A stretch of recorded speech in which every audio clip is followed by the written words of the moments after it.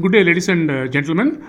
I welcome you all to this session on case studies. We'll continue from our previous session. In this session, we will focus on business needs. What we are saying is, we are looking at this analogy. These are the business needs which drive the whole case study. So, our endeavor is to unravel these business needs which control the entire case study and the solutions. So, we will try and look at them in detail. We will look at this wonderful quotation by the Polish composer Frederick Chopin of 19th century Polish composer Frederick Chopin. He says, simplicity is the final achievement. After one has played a vast quantity of notes and more notes, it is simplicity that emerges as the crowning reward of art. It's a wonderful quotation, and when you get a chance, please listen to some of his compositions. They are very wonderful indeed. Once again, let us remind ourselves about the importance of business needs in the context of a case study. Here, this is the case study, and the entire case study rests on business needs. So, our focus and our endeavor is to identify these business needs which control the entire case study as early as possible. That becomes a top priority during the case study process. Now, how do we identify the business needs? Some of the methods which we can one can use are, most importantly, one has to listen and listen more attentively to the interview panel, both during the discussions of the case study as well as during before the case study process happens, and during any pre-placement talks and so on and so forth. So one has to listen to the interview panel and as well as the team. So listening is very important. And read the case study with a lot of focus and with a lot of alertness. So we need to focus on the case study, but focus on what? One has to focus on the business needs. Now, how do we focus on business needs?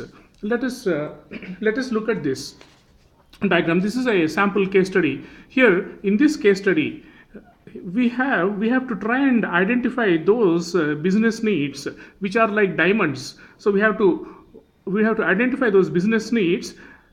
Once we identify those, then we have really done very well indeed.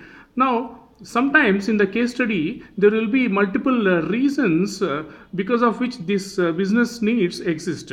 So sometimes they may be there. So if they are there, we have to try and identify them as well.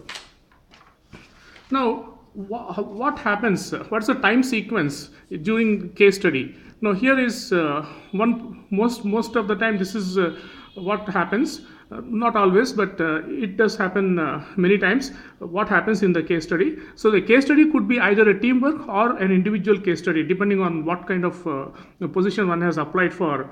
So if it's a teamwork or individual case study, is almost the same process. Now, the first task is to read and listen to case study, then identify business needs. Now, how do we identify business needs? What we said is business needs become the focus of the entire case study, so we have to identify them. So, how do we identify them? So, we have to identify the business needs by reading and discussions, through reading and discussions. So, we have to identify the business needs and identify the reasons for business needs to exist. So as we said earlier, sometimes these reasons could be spelled out here. So we have to identify those reasons if they are specified in the case study. So we have to identify the reasons and after we do that, we have to identify integral solution, one or more solutions, mostly one solution, with emphasis on desired subject matter or desired domain. So what does it mean? Why do we need an integral solution? Let's look at an analogy. If a patient visits a doctor with multiple symptoms such as headache, throat ache, and so on and so forth, the doctor will listen to all the reasons, all the symptoms. However, he will not give a medicine for each symptom. He will probably give an antibiotic. One solution he will give, one integral solution he will give for all the symptoms together. So that's the integral solution. So that integral solution will solve all the challenges, all the business challenges. So that's why we have to go for an integral solution. And what do we mean by emphasis on desired subject matter? Now, when we apply for a position, there is a specific domain such as technology or operations, so on and so forth. So we need to, our solution has to match the domain, the desired domain for which the position has been applied. So that's very important. Now, after that, documentation of the findings and then presentation. So this is the sequence what happens in a case study. Now, what kind of solutions are possible? So we spoke about new technology solutions. If the solution requires one to give technology solutions, then one has to keep pace and keep up to date with all the new technology possibilities, and various other types of solutions are shown here as well. Now, there are some helpers which one can use during case study. One is never lose sight of business needs that drive the whole case study. So what we have seen earlier is this focus of business needs which on which the entire case study rests. So we should never lose focus on that. So we should never lose sight of those business needs, and all discussions, all symptoms, challenges, solutions, everything must be traceable to the single focus of business needs.